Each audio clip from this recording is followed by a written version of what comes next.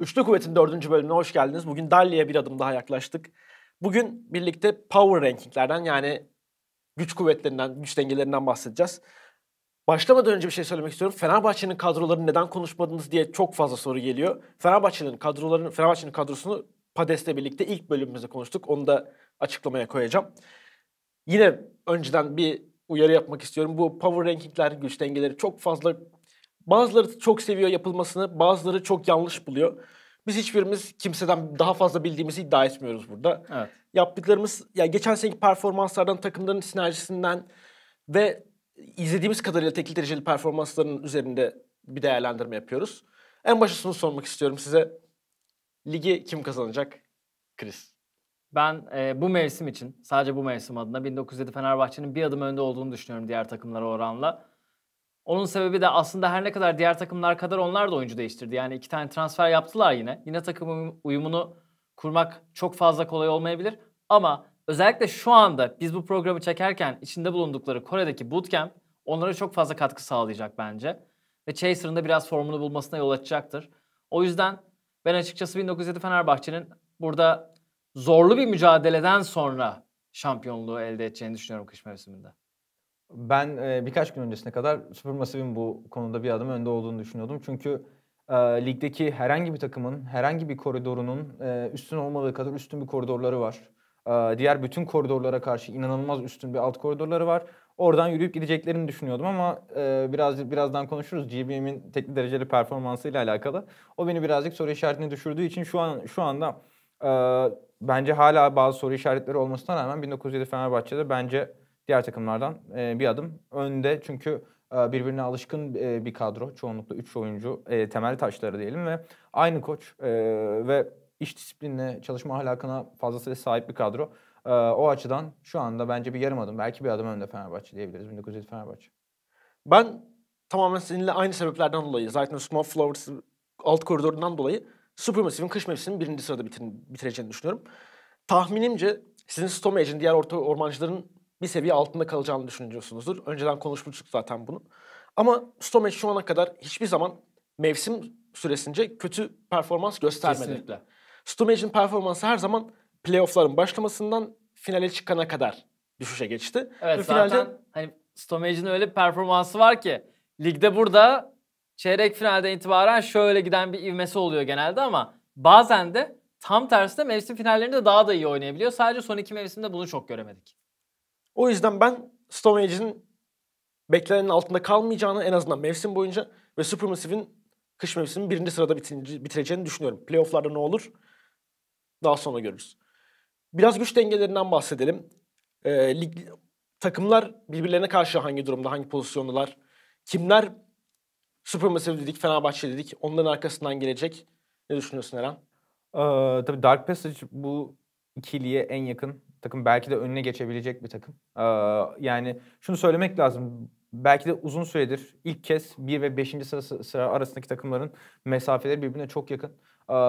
Çok klişe bir şey bu. İşte 5. olan takım 1. olsa şaşırmayız cümlesi. Ama bu sefer gerçekten öyle. Yani Royal Bandits'in soru işaretleri var. Alt koridoru ve üst koridoru bence büyük soru işareti. Ama herkesin umduğu o Holy Phoenix'in 2 yıl öncesine geri dönmesi, 2,5-3 yıl öncesine geri dönmesi halinde pek tabii onların da liderlik şansı mevcut. Ama şu anda bence halihazırdaki pozisyonu değerlendirdiğimiz zaman Lucet'in de yine değineceğimiz teknik dereceli performansıyla beraber Dark Passage çok daha dengeli, çok daha güçlü bir kadro gibi duruyor. Ben 2. sıraya Eren gibi Dark Passage'ı koyarım açıkçası. Çünkü ben 2'ye Dark Passage'ı koymuyorum. 2'ye koymuyor musun? 3. sıraya Dark Passage, Fenerbahçe ile Supermassive'in arkasına koyuyorum Dark Passage'ı şu an için. Ben 2. sıraya koyuyorum Dark Passage'ı. Onun sebebi de şu. Belki mevsim başında biraz yalpalayacaklar. Belki daha önce bir arada oynamamış 4 tane oyuncu oldukları için profesyonel arenadaki maçlarda birazcık sıkıntı çekecekler başlarda ama bu takımın potansiyeline baktığın zaman diğer takımlardan daha fazla birinci olma potansiyeli görüyorum ben bu takımda. Ama bütün oyuncuların çok iyi anlaşması lazım birbiriyle. Ve Lucet'in de tekli derecelerdeki performansını profesyonel maçlara da yansıtması lazım. eğer bu senaryolar gerçekleşirse ve bu tamamen bir tahmin, Dark Passsage'ın ben finalde 1907 Fenerbahçe ile oynayacağını düşünüyorum. Ama bu hiç gerçekleşmeyebilir ve Dark Passage bir anda hani 1-5 dedin ya sen az önce. Ben 7. sırada bile olabileceğini düşünüyorum Dark Passage'in. Çünkü olabilir. Gerçekten de hiç uyuşmama ihtimali de olan bir kadro bu. O yüzden birazcık da Dark Passage'ı 1 ile 7 arası bir yere koymak üzereyim ama orada piyango 2 numaraya çıktı. Şunu söyleyelim. Lucet şu anda Avrupa Batı tekli derecesinde 3. sırada. Önünde sadece Upset ve Zven var. Ve mahvediyor resmen Solokyo'yu. Evet. Ve Şampiyonluk Ligi'ne transfer olan oyuncular arasındaki en yüksek yerde olduğunu da söylemeye gerek yok. Hani zaten 3. sırada olması onun en yüksek oyuncu olduğunu gösteriyor dereceli sıralarda ama bir de şöyle bir şey var. Bayağı fark atmış durumda diğer rakiplerine. Yani tabii özellikle kendisini kanıtlamaya çalışan genç oyuncuların tek dereceli çok daha motive olduğunu biliyoruz. İşte bu konuda diğer bir örnekte, ters bir örnekte. Aksine bir örnekte zaten GBM. Yani tek dereceli belki farklı bir hesabı vardır diyeceğim bilmediğimiz. Ama bildiğimiz bir hesabında çok da iyi kebap. ismini değişti. Evet, Seksi Kebap'tı ismi ve sanırım sonrasında değiştirdi ama çok da iyi bir tek dereceli deneyimi geçirdiğini söylemek güç, çok motive gözükmüyordu. Ama işte eğer onun sezon içerisinde motive olması halinde işler Supermassive adına çok daha farklı hale dönebilir. Senin söylediğin nokta Dark Passage için uyum sağlama konusu 1907 Fenerbahçe için zaten benim onları 1. sıraya koyma sebebim aslında. Çünkü 1907 Fenerbahçe geçen seneki bir takım değil. Bambaşka bir takım olacaklar bu mevsimde.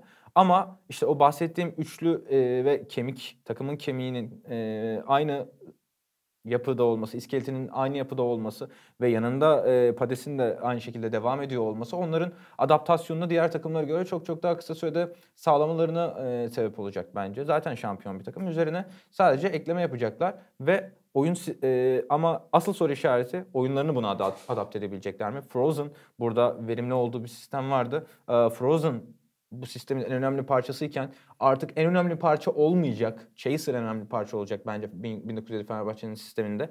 Ve Frozen buraya adapte olabilecek mi? Bunların hepsi soru işareti şu an için. Ama onları en yüksek sıra yani 1. sıraya yazmamın sebebi bence şampiyonluğun en büyük adayı olmalarının sebebi şu an için bugün itibariyle. Dediğim gibi onların iskeletinin aynı şekilde devam ediyor olması ve birbirlerine alışkanlıklarının çok yüksek olması. Şunu bir açıklığa kavuşturalım. Hani güç dengelerinde, power rankinglerde bir sıralı S tier dedikleri yer olur bir altı. Supermassive anladığım kadarıyla Supermassive ve Fenerbahçe'yi aynı seviyeye koyuyorsun. Ama Fenerbahçe'nin şampiyon olacağını, lig kış mevsimini 1. sırada bitireceğini düşünüyorsun. Senin power ranking'de hangi sıralamalar var? Benim için aslında 1 ile 5 arası çok yakın. Gerçekten çok yakın ama için ilk öyle. 2 sıraya yani S tier dediğimiz en üst seviyeye ben 1907 Fenerbahçe ve Dark Passage'ı koyarım. İkinci S tier'dan sonra A tier'a geçmek istemem. S eksi diyelim biz ona. Sexy tier'da da orada Youth Crew zaten Royal Bandits ve tabii ki Bao Supermassive. Bu 3 takımı koyarım. Yani onların arasındaki farkın çok az olduğuna inanıyorum ben. Yani bu 5 takımın arasındaki farkın gerçekten neredeyse yok denecek kadar az olduğuna ve ufak farkların buradaki asıl kimin öne geçeceğini belirleyeceğine inanıyorum. Ama aslında baktığımız zaman bu 5 takım arasında en çok uyum sorunu çekebilecek takımlardan bir tanesi de bana Bao Supermassive'miş gibi geliyor. Çünkü zaten Stomage'in performansından kaynaklı değil. Hem şimdi GBM'in işte uzun bir süredir doğru düzgün kendi rolünde oynamıyor olması. Çünkü yeniden şu anda orta koridora alışmaya çalışıyor. Aslında EUS'te, Avrupa LCS'te daha doğrusu EULCS'te her ne kadar Vitality'de orta koridora geri dönmüş olsa da orada orta koridorda oynamadı. Çünkü zaten halihazırda sürekli her maçta oynayan bir orta koridoru var takımın. Ve orada sadece yedek olarak kaldı. Bu da belki onun motivasyonunu düşürmüş olabilir.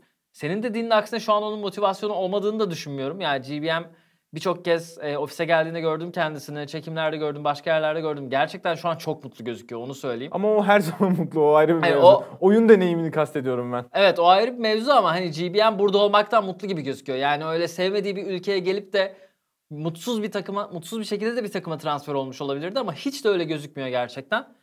Ama ben onun şu anda kendini bulmakta zorlandığını düşünüyorum. O eski performansını bulmakta zorlandığını düşünüyorum.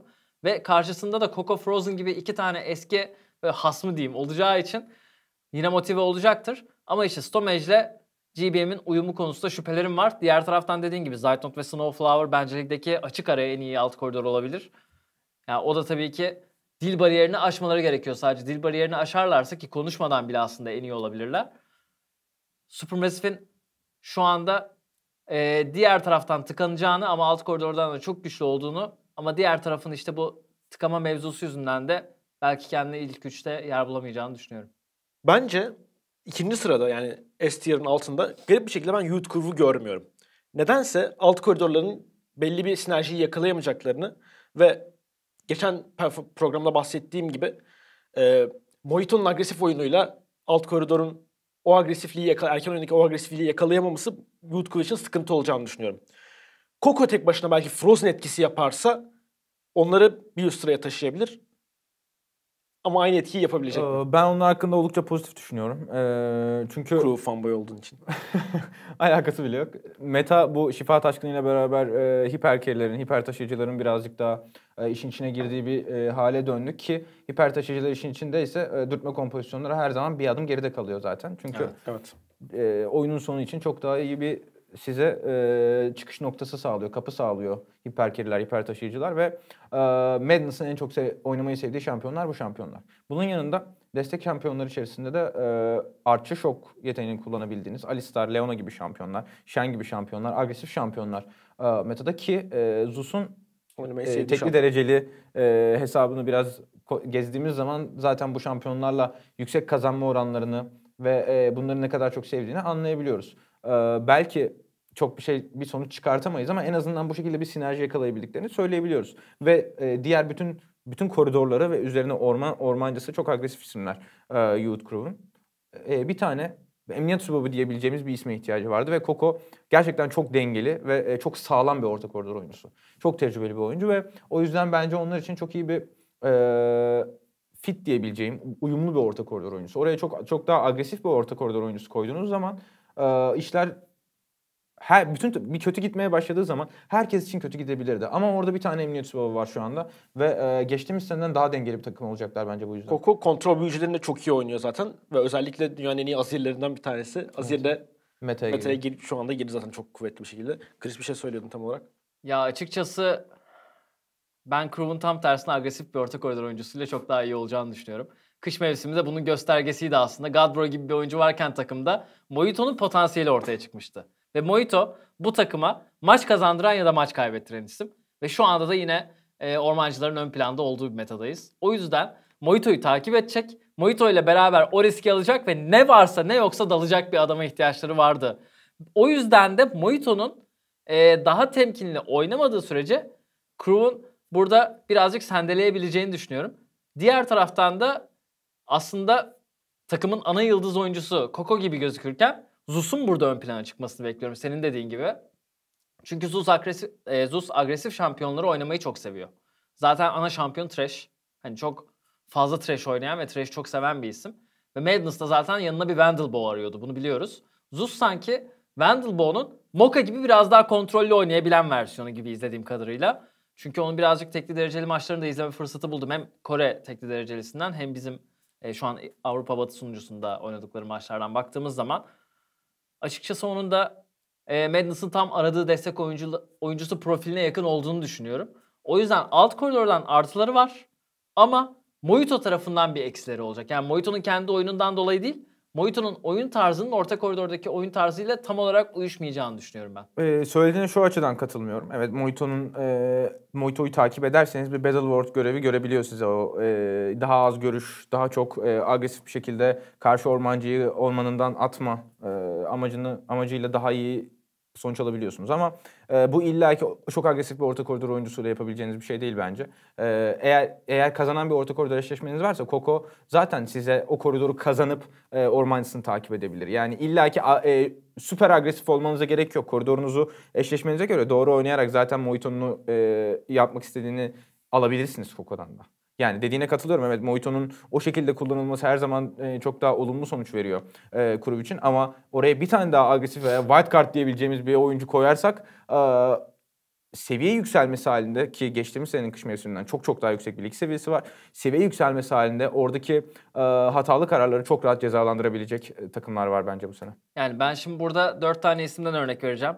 Frozen, Lucet, Backlund ve Septed. Bu 4 oyuncuya baktığımız zaman Bu 4 oyuncuda da aynı tarzı görüyoruz. Ormancısını takip eden bir oyun tarzı var bunların.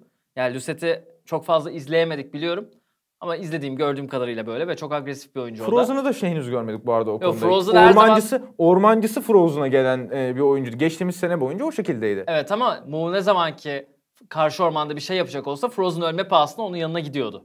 Böyle de bir durum vardı yani. Vallahi ben çok nehri geçtiğine şahit olmadım Moon. Ya açıkçası ondan önceki mevsimde de yine Frozen Reach'le beraber karşı ormana her zaman girme eğilimindeydi. Yani ormancısını yalnız bırakmayan ve her zaman peşinden giden bir oyuncu olduğu için diyorum bunu. Yoksa evet Move'un oyun tarzı yüzünden bunu çok göremedik. O ayrı bir şey. Ama bu 4 oyuncuya baktığın zaman mesela ben Mojito Coco ikilisinin bu 4 ikili karşısında direkt olarak bir dezavantaja sahip olduğunu düşünüyorum. Katılmıyorum buna ya şahsen. Çünkü çok fundamental, çok temel bir şey senin söylediğin ve açıkçası bu biraz eşleşmeyle de alakalı. Sonuçta ormancı orta koridoru kazanmıyorken ve karşı ormancının görüşüne sahip değilken karşı ormana girmemeli ki Mojito bunu yapıyor dönem dönem evet. Ve kötü sonuç veriyor. O yüzden Mojito'ya bunu yaptırmak istiyorsanız orta koridorunuzu kazanan bir eşleşmeyle taşlandırmanız gerekiyor açıkçası. Yani o kadar kolay olacağını sanmıyorum çünkü bu adamların yanında da Kakao var, Chaser var, Malrank var. Söylemeye çalıştığım şey eşleşme. Orta koridor eşleşme. Çünkü bu oyuncuların seviyeleri gerçekten birbirine çok yakın orta koridor oyuncularının. Ya artık oynama birebir oynanmıyor ki.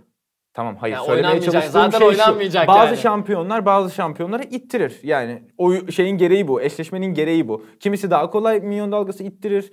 Kimisi biraz geride kabul etmesi gerekir scale olana kadar, güçlenene kadar. İşte bu eşleşme birazcık da bu senin dediğin. Çünkü kulesinin altına hapsolmuş bir oyuncu karşı ormana gidemez. Hiçbir şekilde mümkün değildir böyle bir şey.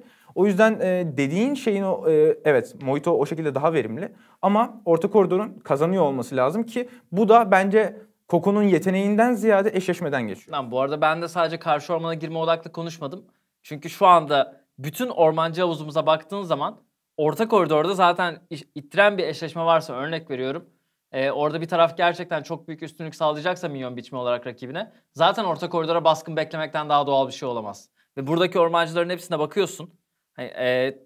Mojito Coco ikilisinin karşısına gelecek ya da herhangi bir ikilinin karşısına gelecek bütün ormancılara bakıyorsun. Hepsi zaten ya şu anda bütün ligimiz orta koridora baskın yapmaya odaklı olabilecek ikililerle dolu.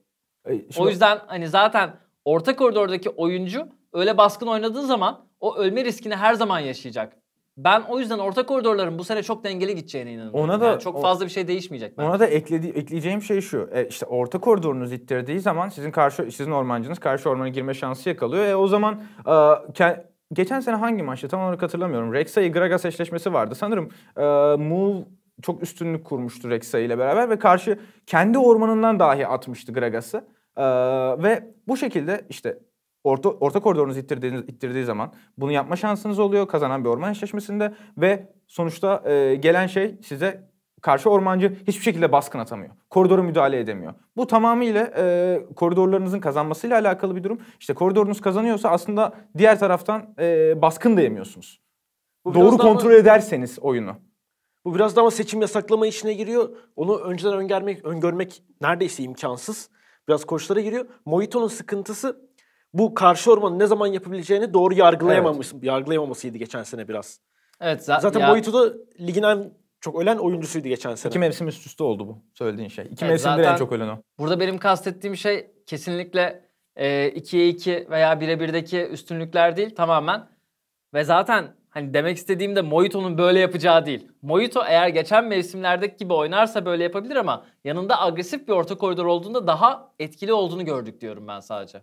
O yüzden hani Coco ile kötü olacağını düşünmüyorum veya belki de öyle bir şey çıkacak ki Mojito ve Coco sadece böyle rakibin üzerine giden bir ikili olacak. Bunu da bilmiyoruz şu anda. Çünkü Coco'nun Crew'de oyun tarzını değiştirip değiştirmeyeceğini de bilmiyoruz.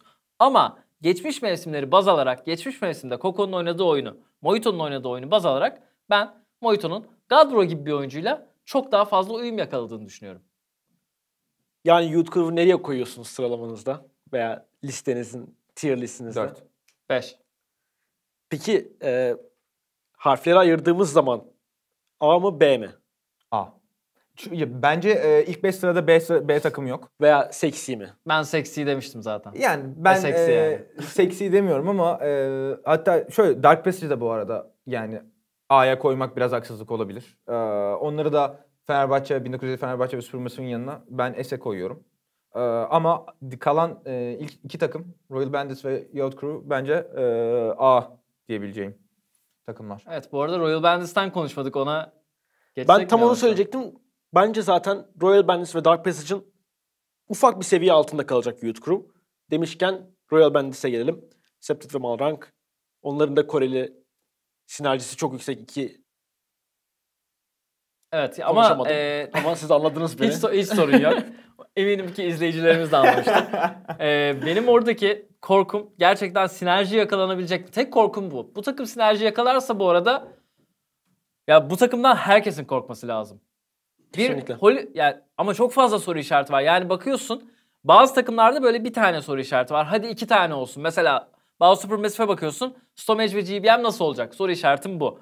Öteki taraftan 1907 Fenerbahçe'ye bakıyorsun. Agresif oynayabilecekler mi? Soru işareti bu. Ama buraya bakıyorsun. Broken Blade, Galacticos ve Dark Passage'de oynadığı oyunu birleştirebilecek mi? Yani hem agresif hem de pasif kalabilen şampiyonlarla oynayabilecek mi? Çünkü Galacticos'ta sadece Maokai'yi oynadı.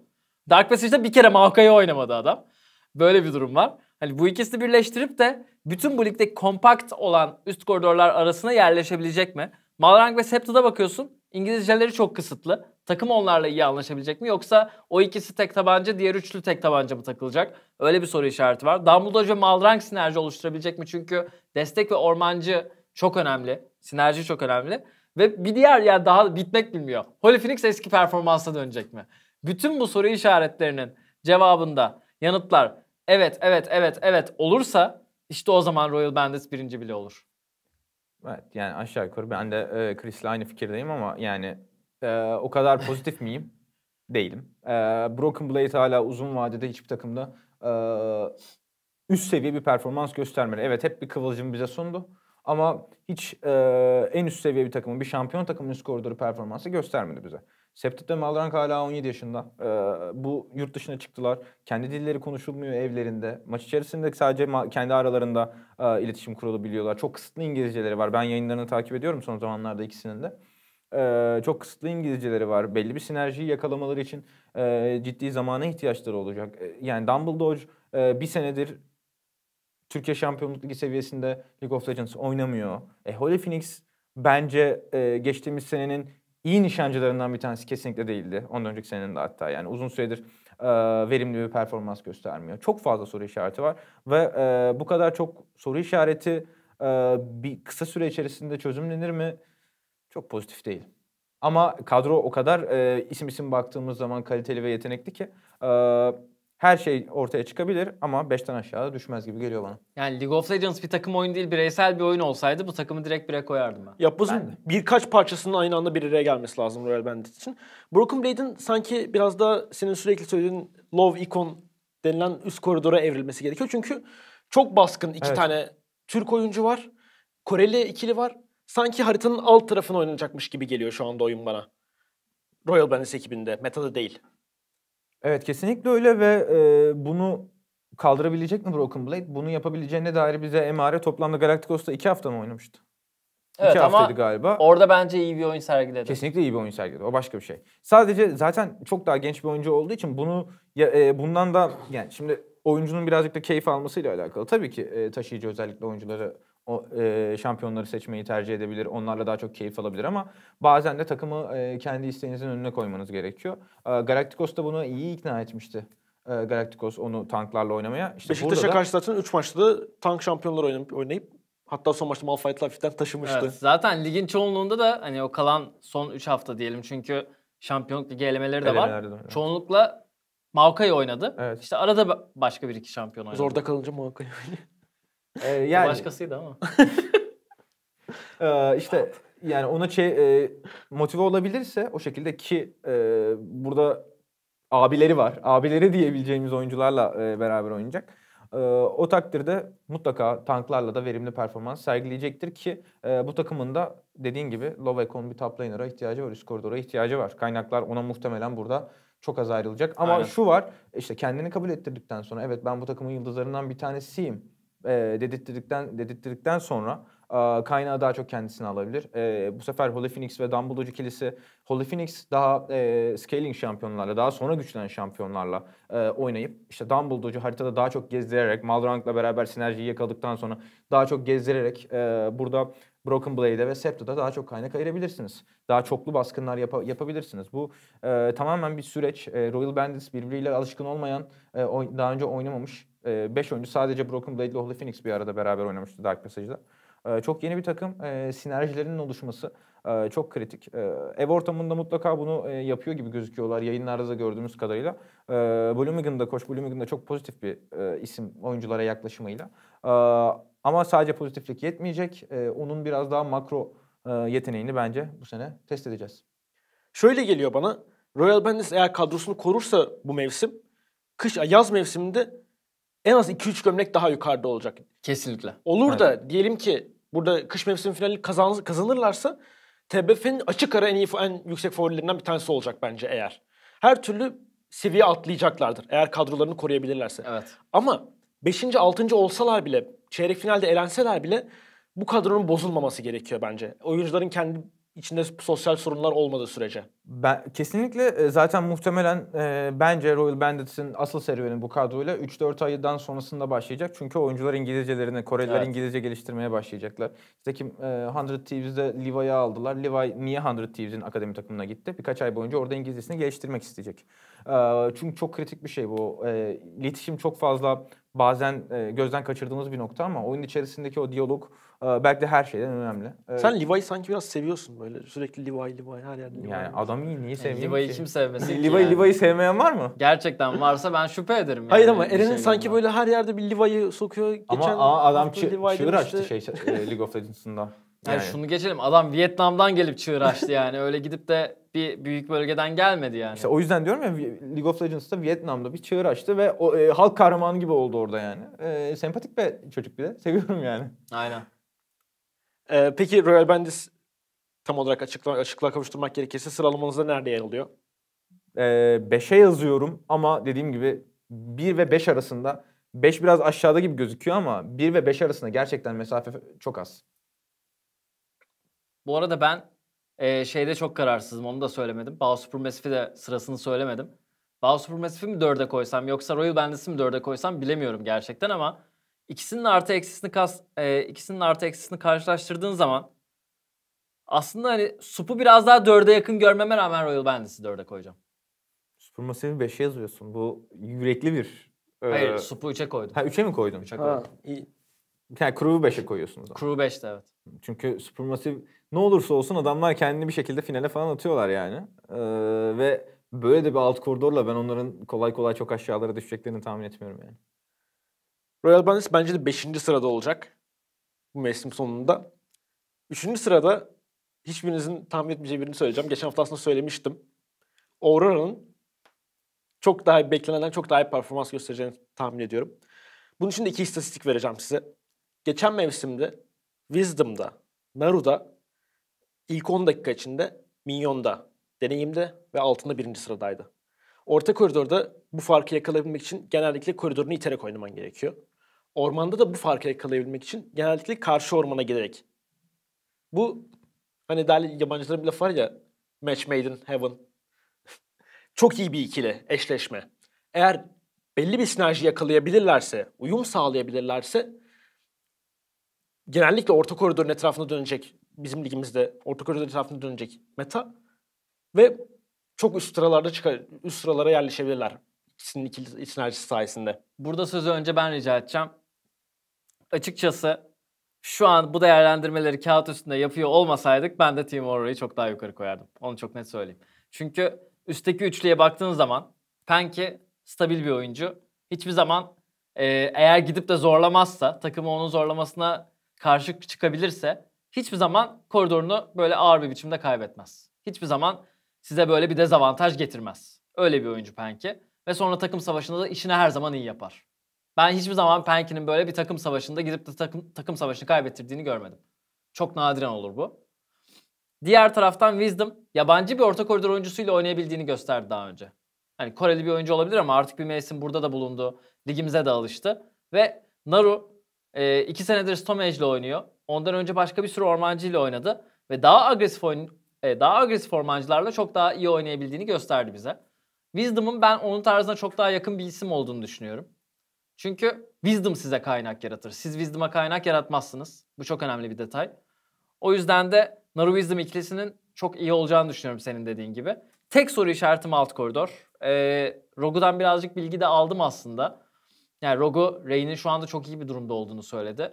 O yüzden ben ona güveniyorum. Onun bu dediklerine güveniyorum ve açıkçası eğer Rey'in ve Rogue gerçekten dedikleri kadar iyiyse Team Aurora'nın benim koyduğum, ben 6. sıraya koyuyorum onları kağıt üstünde ama benim koyduğumdan çok daha yukarıda olacağına inanıyorum ve Tunç'a katılıyorum burada.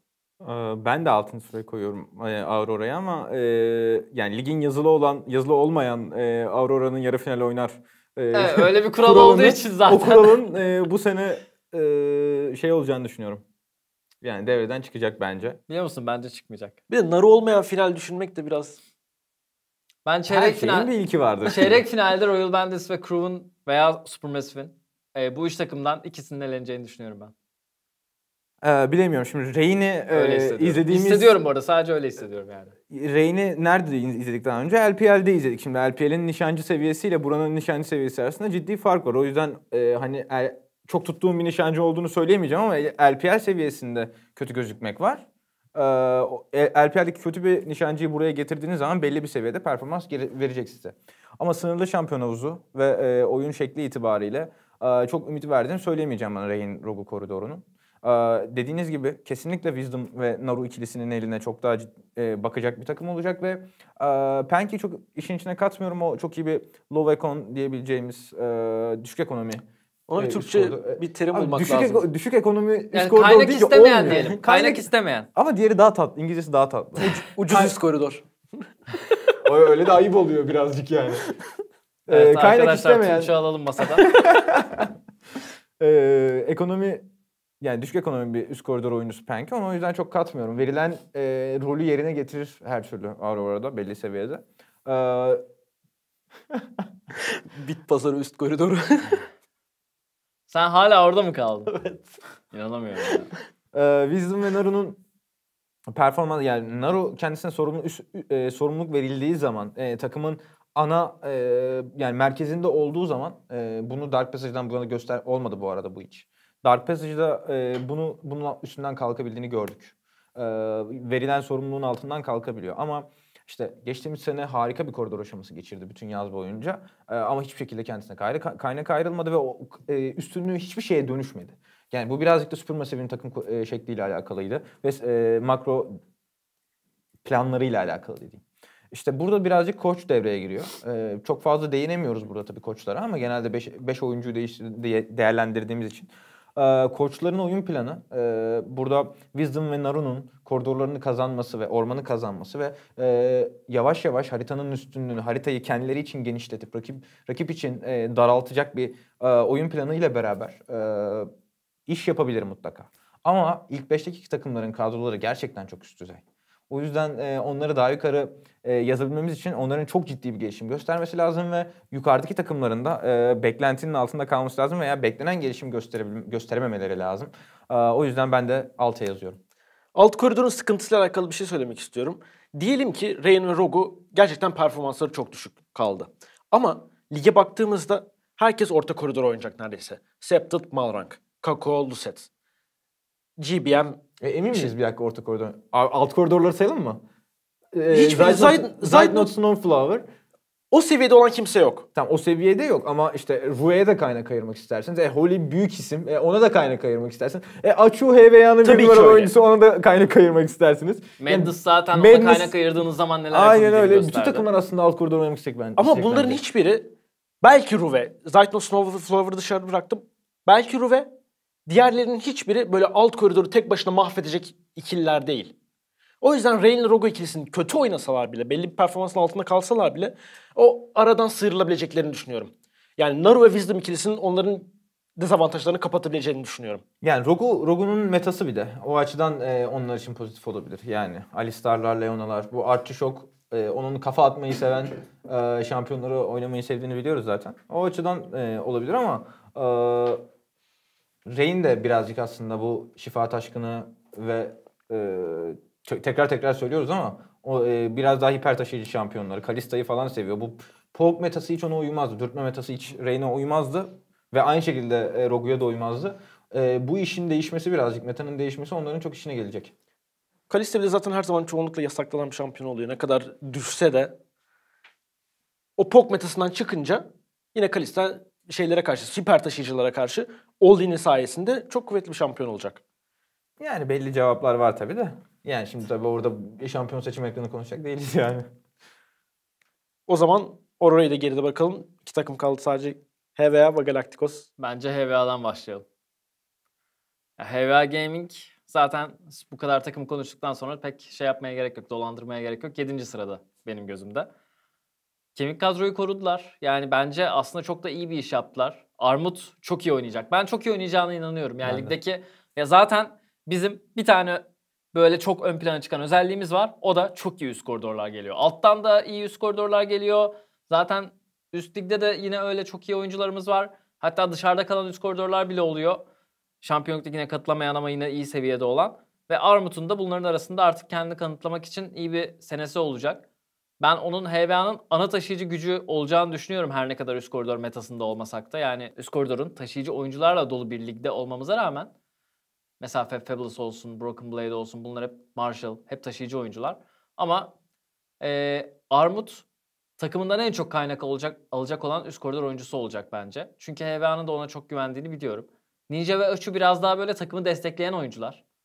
Onlar biraz daha ben takımı taşıyayım modunda olan oyuncular değil aslında. Yani Açu'ya da baktığın zaman Açu her zaman Bao Supermassive'in böyle sibobu olmuştur. Can güvenliği olmuştur. Ama Hiçbir HVA zaman öyle ana isim oynamıyor. olmamıştır. HVA Yükselme Ligi'nde öyle oynamıyordu sanki ya. Evet, Ninja için Ama katılıyorum Yükselme ama Ligi'ndeydi. Yükselme Ligi'nde Ama HVA Yükselme Ligi'nde nasıl oynuyordu? HVA Yükselme Ligi'nde böyle oynuyordu. HVA tam bir takım gibi. HVA Şampiyonluk Ligi'nde 2018 kış mevsiminde en takım gibi oynayan takım gibi başlayacak. Buna %100 eminim.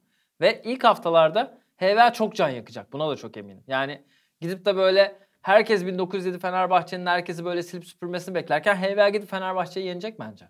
Oradan bir galibiyet çıkaracaklar. Bana öyle geliyor. İlk Best of one olması da evet, bunu ilk iki destekleyen- maçta çıkaracaklar bir tane FB maçından galibiyet. Bunu da söylüyorum. İnanıyorum böyle olacağına. Olmaya da bilir tabii ki. Yani bu dediğim kanun değil. Ama HVA'nın bunu başaracağına olan güvenim tam.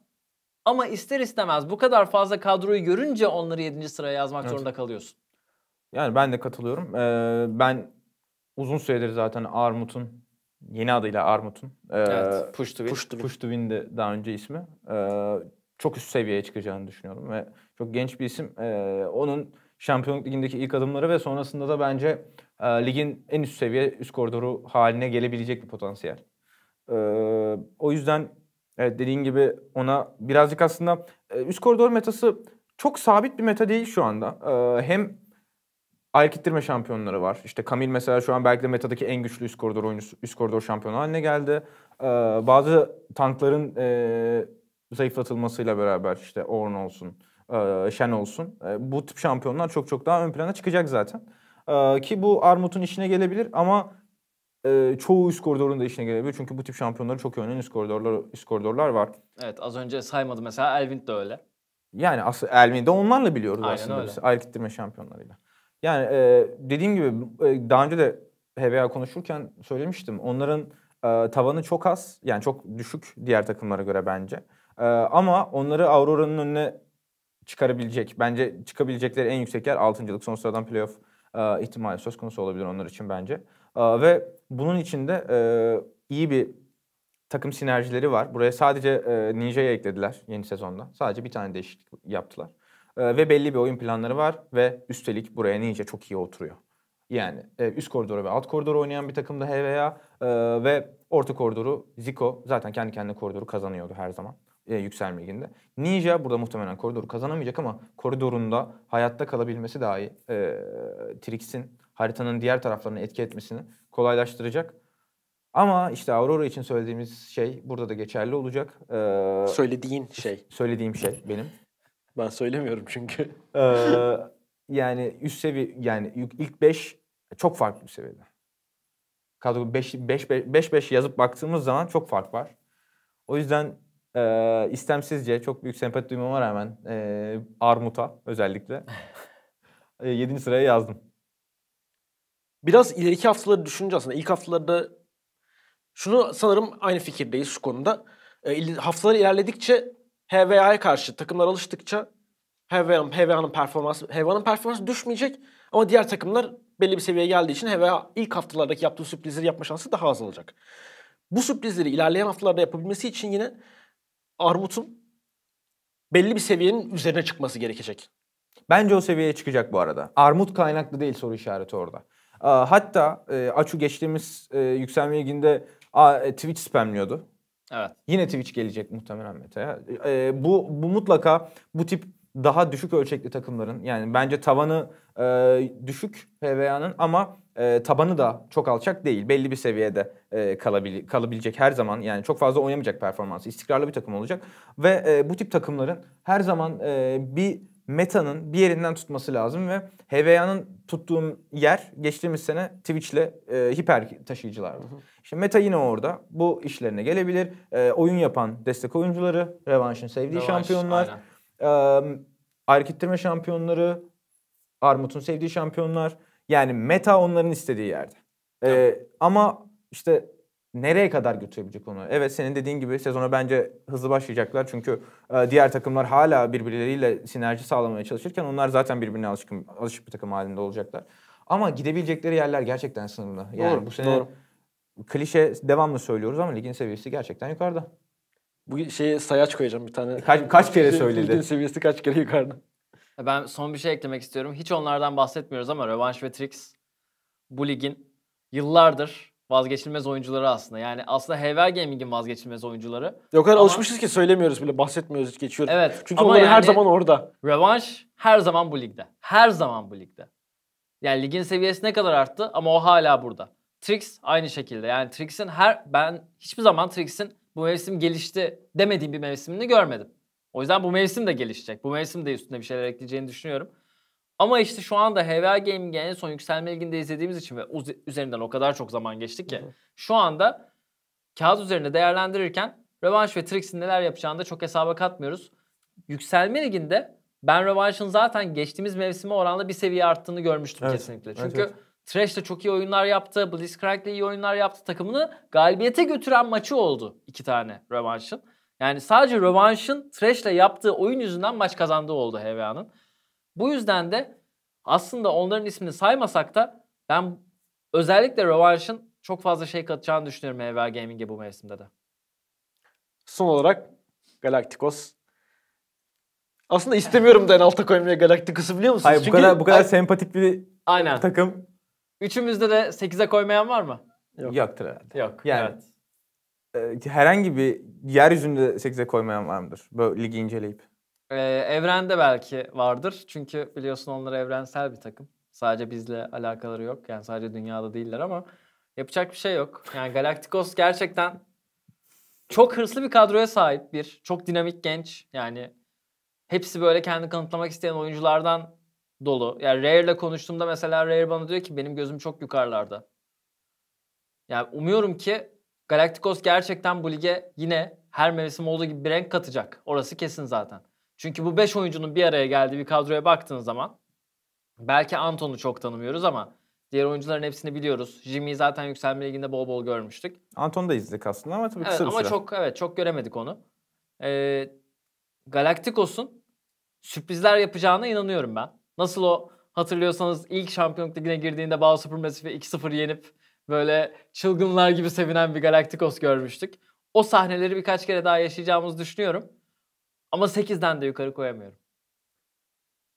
Yani geçen de koçlarıyla da Nova'yla da ismini Nova'ya çevirdi. Evet. Değiştirdi. Onunla da konuşuyorduk yani. Kendisi de zaten kadronun ne yapıp ne yapamayacağının bilincinde ve söylediği şey çok yüksek bütçelerle bir şeyler yapmıyoruz ama bu oyuncuların hepsi bir arada, yani çok pozitif oyuncular, çok istekliler, çok hırslılar. Özellikle Anton'dan bahsetti. Viking Anton olacak herhalde bu sene değil mi? Viking, sadece Viking. Sadece olacak. Viking mi yapacakmış?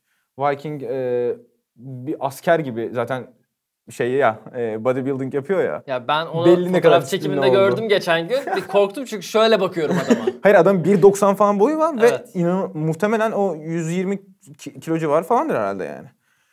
Harbiden adamın şeyi ne kadar disiplinli olduğu zaten bundan anlaşılabiliyor ki oynarken de şey yapıyorlarmış işte.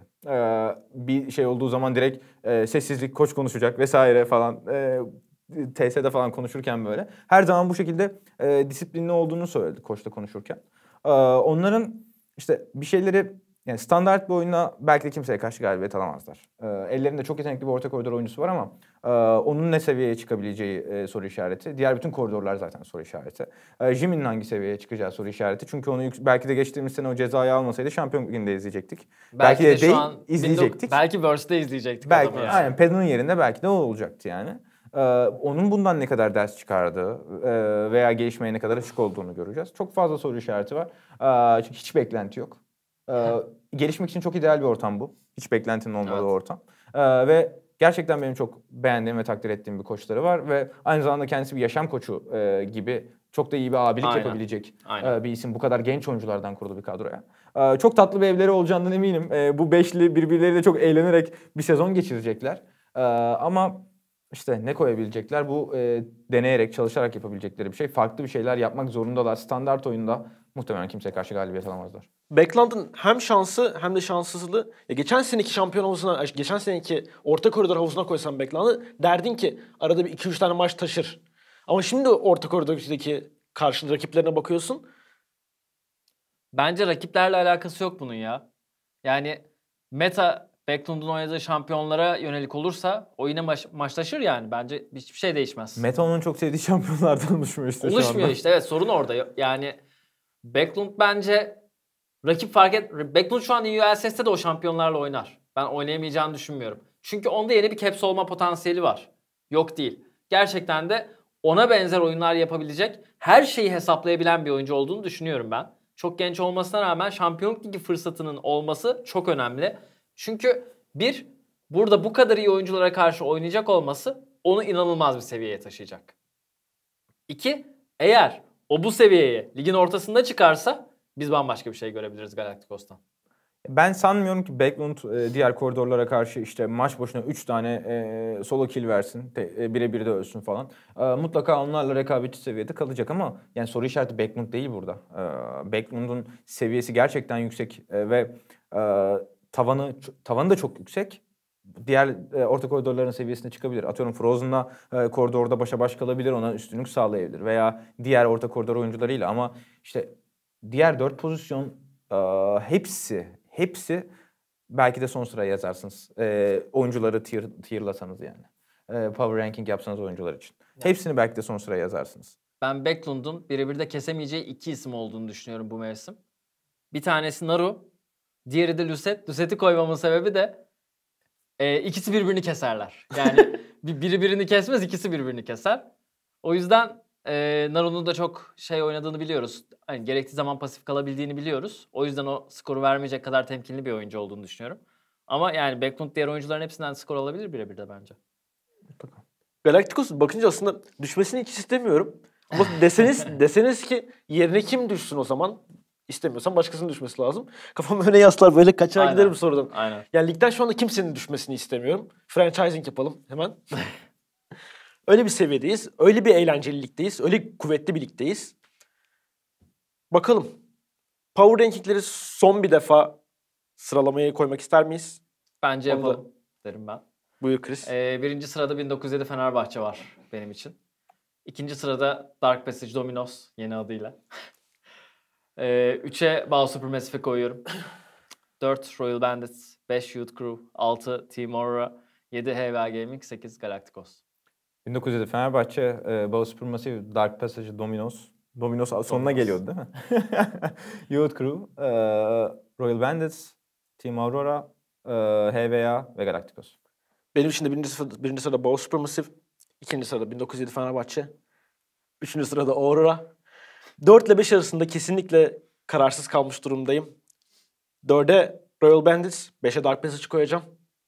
6. sırada Youth Crew mu? Youth Crew, 7. sırada HVA. HVA, Son sırada ne yazık ki Galacticos. Kakao'yu 5'e yazmaya utanmadın mı gerçekten? Biraz utanıyorum şu anda. Ya bak yüzüm kızarmıştır hatta. Şurada sakallardan olmasa gözükecek ama. Ya bu arada hani Dark Passage'ı bu kadar yukarı koyar mıydın diye sorsalar mevsim öncesi hangi kadroyu kursalar koymazdım derdim. Ama kurdukları kadrodan ziyade bir, Ruvelius Japone'nin böyle hani Ruvelius Japone'nin çok iyi bir ikili olabilecek olması. İki, Kakao ve Lucet'in şu an Avrupa Batı sunucusunda herkesi yok etmesi. Bu ikisi çok büyük etkenler oldu. Bunu da söylemek istiyorum. Yoksa gerçekten hani DP'yi hala içimden bir ses diyor ki o kadar yukarıda yer alamayabilirler. Çünkü hani hiç uyuşamayabilecek bir kadroya. Çok fazla DP'de Bao Supermassive gibi soru işareti yok. Ya da mesela en çok soru işareti olduğunu söylediğim kadro hangisiydi? Hatırlamıyorum şu anda ama. Royal Bandits, evet. Royal Bandits kadar soru işareti yok. Ama çok fazla korku var benim açımdan. Ben Kakao var. Onun için ilk 3'e yazmak için yeterli. Kakao'yu çok seviyor arkadaş. Alma imza alacağım zaten. Aynen. Tabii o işin şakası. Çikolata alalım çıkışta ona. Ruve, Kakao, Lucet, Marshall dörtlüsü her şeyi yapabilecek bir dörtlü Evet. bence. Yani sadece size maç kazandırma ihtimali olan isimleri ele alıyor. Her şeyi yapabilecek potansiyelde oyuncular bunlar. O yüzden ki ben Ruve, Japon ikilisinin de birbirlerine çok uyumlu hale geleceğine inanıyorum sezon ilerledikçe ki birbirleriyle oynamayı istiyorlardı zaten. O açıdan yani onlar için dediğim gibi 3'e yazdım ama yani onlar için de biri şöyle söyleyeyim. Royal Bandits'in biri olmasından çok daha büyük ihtimal. Bence yani büyük bir şansı var Dark Pass için biri olmak için. Bununla birlikte de yavaş yavaş programı kapatalım. Zaten gereğinden fazla uzatmışız. Gelecek hafta yine Cuma günü görüşmek üzere. Hoşça kalın.